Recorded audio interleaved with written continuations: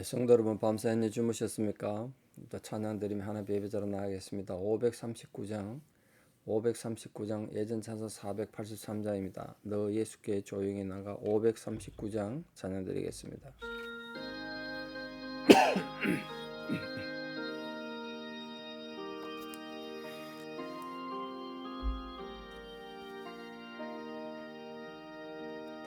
너 예수께 조용히 나가. 내 모든 짐 내려놓고 주 십자가 사랑을 믿어 죄 사함을 받으라.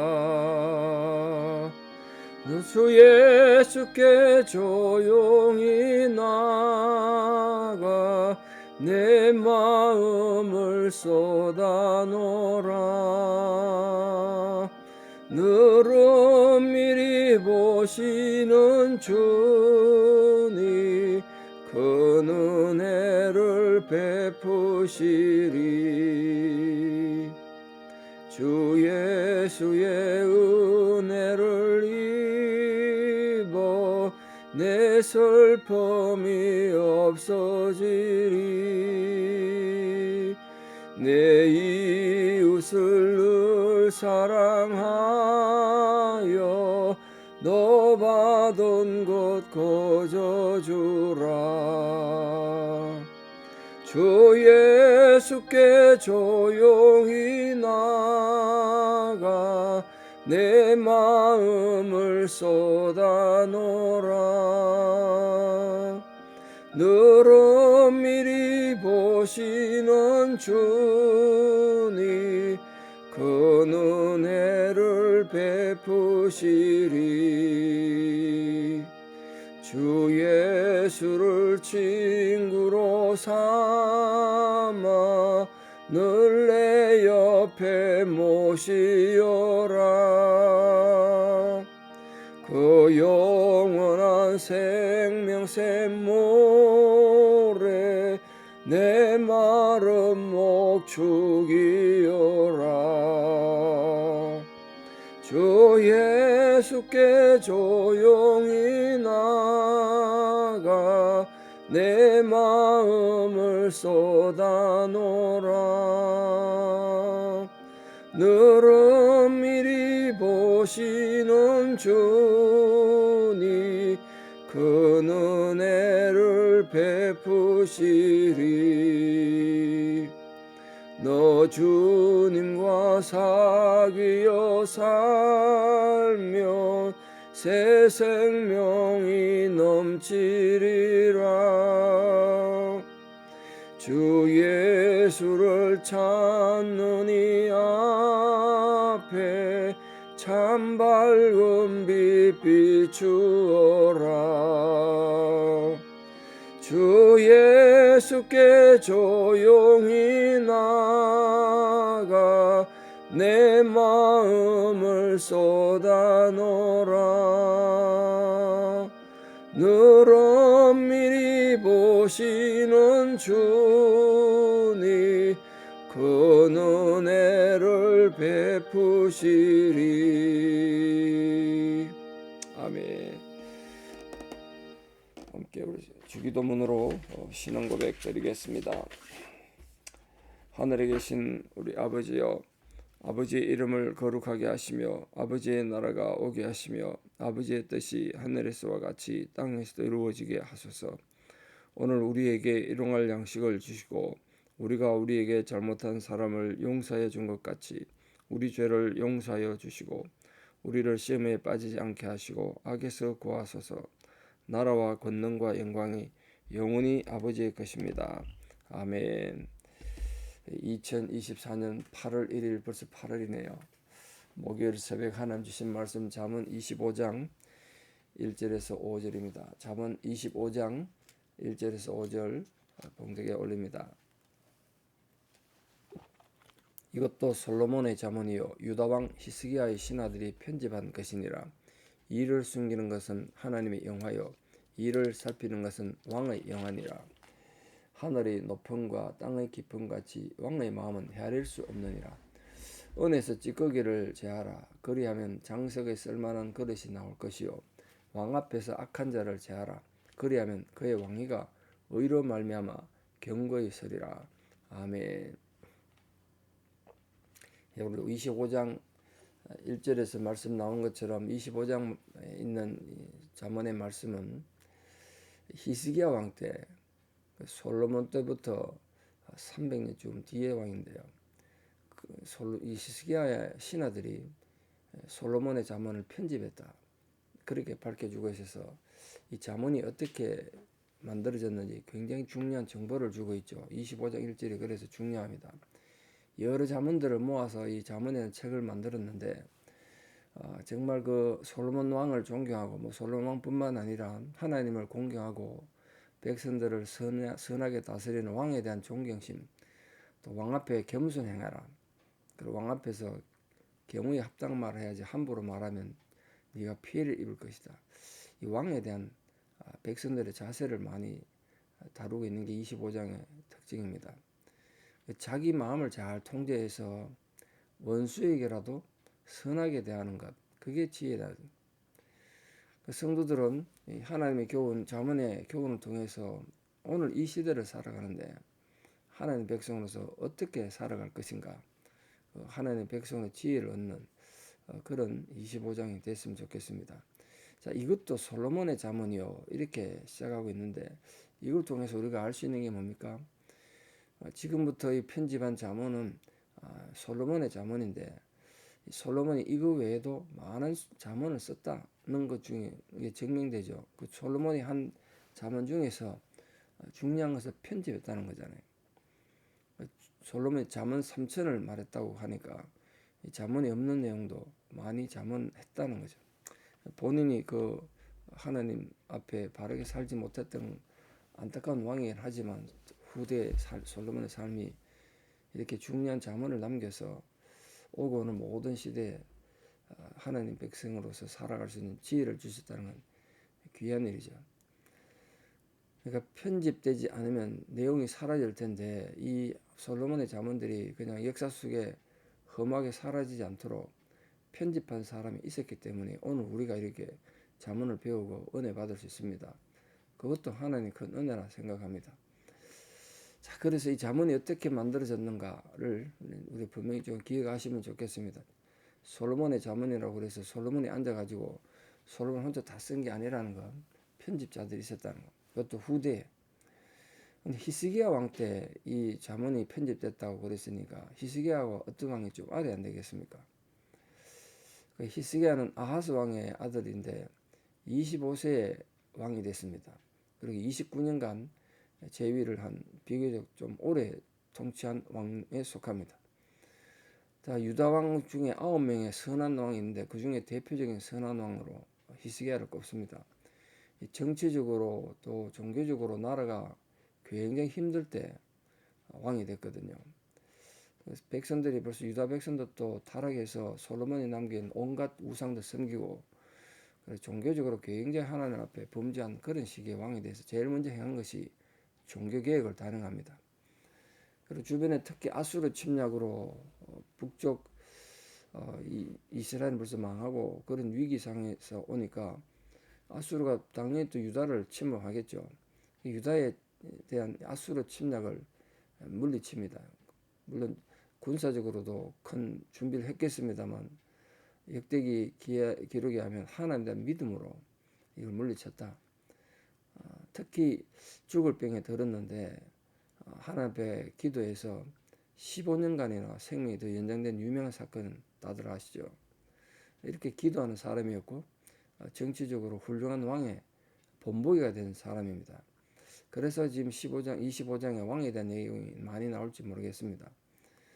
그래서 역대기에서는 히스기야에 대해서 하나님 보시기에 선과 정의와 진실함으로 행했다. 그리고 무릇 왕이 행하는 모든 일이 즉 하나님 전에서 수동되는 일, 그 예배를 준비하는 일이나 율법서나 계명이나 그 하나님을 구하고 일심으로 하나님 앞에 행해서 그의 삶이 형통했다. 이렇게 히스기야를 기록하고 있습니다. 우리가 오늘도 잠언을 바라보고 잠언을 가슴에 새기고 잠언의 사람으로 살기 위해서 노력하는 것이 바로 히스기야 왕의 삶의 자세고 모습이 아닌가 그렇게 생각합니다. 근데 그 히스기야 왕의 신하들이 솔로몬을 잠언에 편집했다는 거예요. 사람 이름도 나와 있지 않습니다만 아마도 히스기야가 이렇게 종교개혁도 하고 또 하나님 앞에 충성되게 살고 노력했기 때문에 주변에서 그를 돕는 지혜로운 신하들이 많았을 거라 생각합니다. 히스기야를 도와줘도 자문한 학자들이 분명히 있었겠죠. 그들이 이렇게 이름도 남기지 않고 귀한 성경을 이렇게 편집했습니다. 자, 2절에 보시면 이를 숨기는 것은 여호와 하나님의 영화다. 그래서 이를 숨긴 게 왜 하나님 영화일 거예요? 이를 숨긴다는 것은 하나님의 속성, 또 하나님의 사역, 하나님의 뜻 이런 것들은 너무 크고 무한하니까 무한하죠. 그게. 그러니까 우리 유한한 삶에 분명히 한계가 있는 인간의 지혜로는 도저히 이해할 수 없는 거죠. 하나님은 무한한 지혜를 갖고 계신다. 숨겨진 거죠. 하나님은 다 할 수가 없어요. 그게 하나님 영광이에요. 신명기 29장 29절에 나오는 말씀처럼 오묘한 일은 하나님께 속했다. 다 모른다 인간은. 그래서 우리 모든 하나님 백성들 성도들은 이 하나님의 무한하심 그거 다 할 수 없음에 대해서 찬양을 해야 되죠.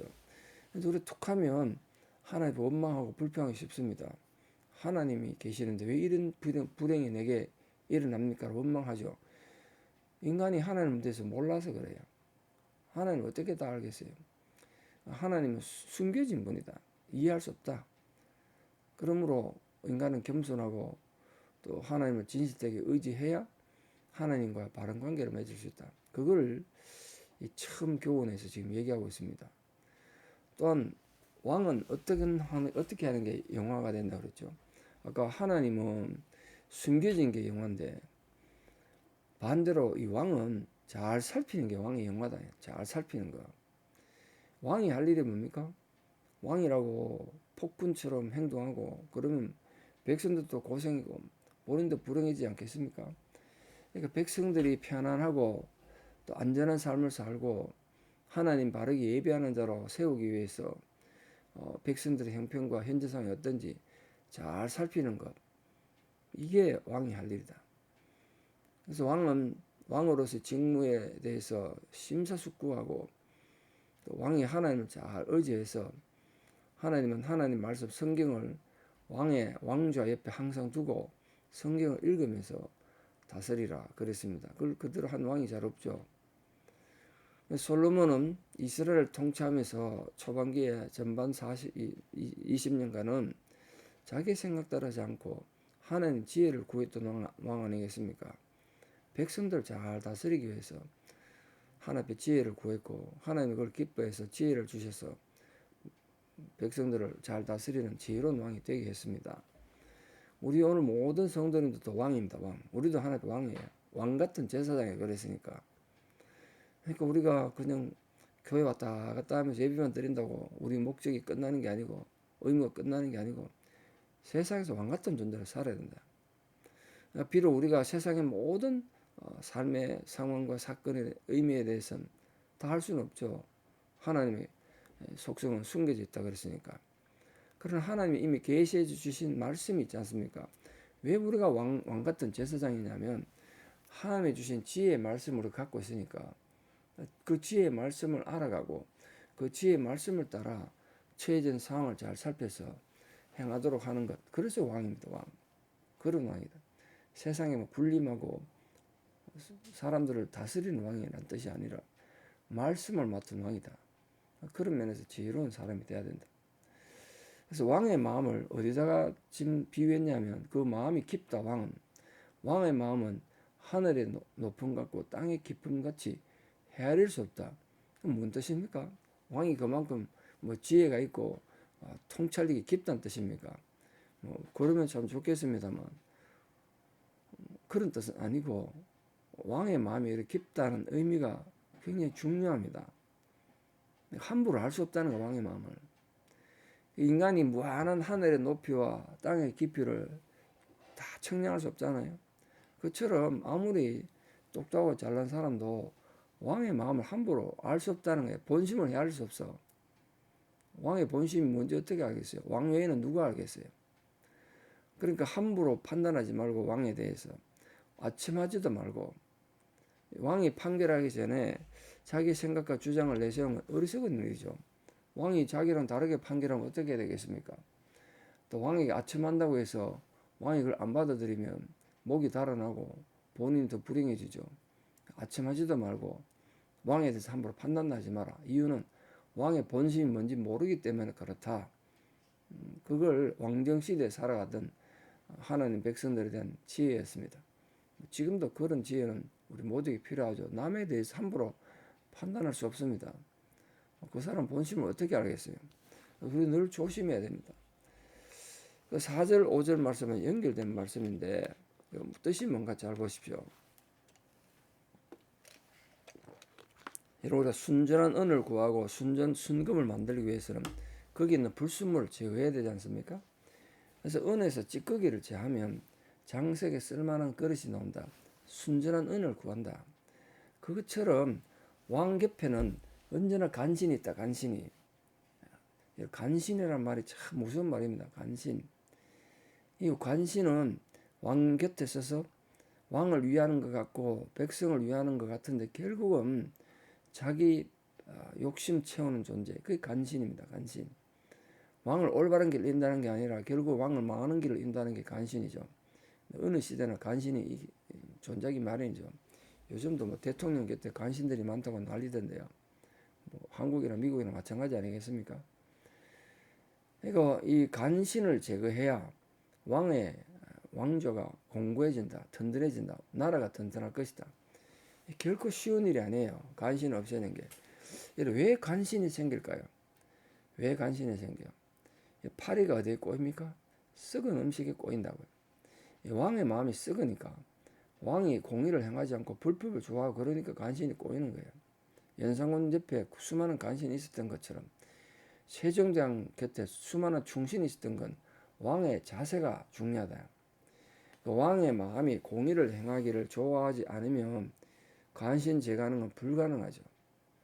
근데 이런 불순한 간신들을 제거하면 제거할수록 왕의 자리는 더 견고하고 영화롭게 될 것이다. 우리 개인의 마음도 마찬가지입니다. 우리 마음에 간신 같은 마음이 우리 마음에 있다고요. 우리가 잘못하고 악을 행하는데도 괜찮다는 거, 너 잘하고 있다고. 우리에게 아첨하는 것들, 자기 마음에 아첨하는 것들 조심하십시오.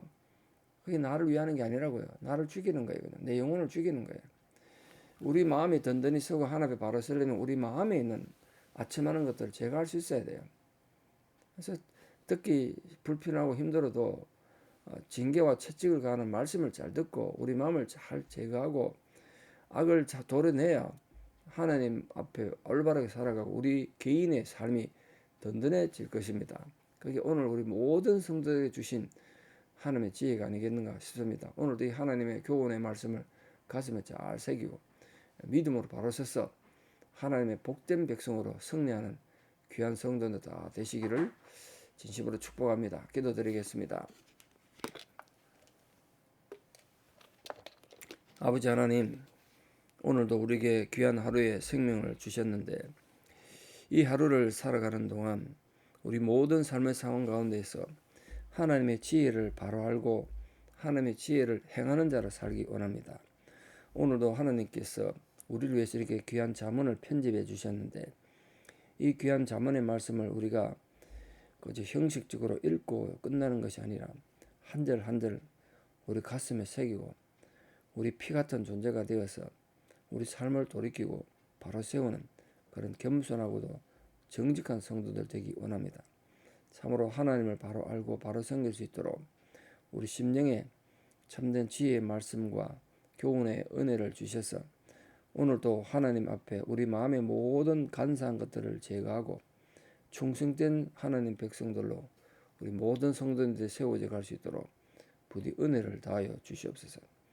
우리가 하나님은 숨겨져 있으므로 다 알 수 없다는 걸 분명히 알고 하나님에 대해 함부로 판단하거나 우리가 하나님을 원망하고 무시하는 어리석은 존재가 되지 않도록 지혜를 주시고 이 땅의 모든 인간관계에서는 상대방에 대한 뜻을 우리가 다 알 수 없으므로 함부로 말하지 않도록 숨겨진 마음들에 대해서 우리가 지혜를 갖고 잘 인내하고 기다림으로 하나님의 지혜로운 백성으로 이 하루도 살아가는 은혜가 우리 모두에게 있게 하여 주시옵소서.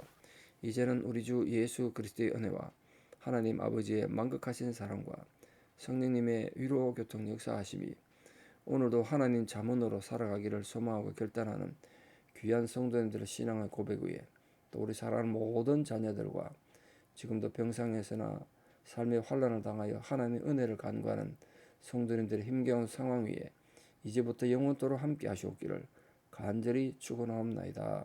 아멘. 여러분 오늘 하루도 믿음으로 승리하시고 또 내일 뵙겠습니다. 감사합니다.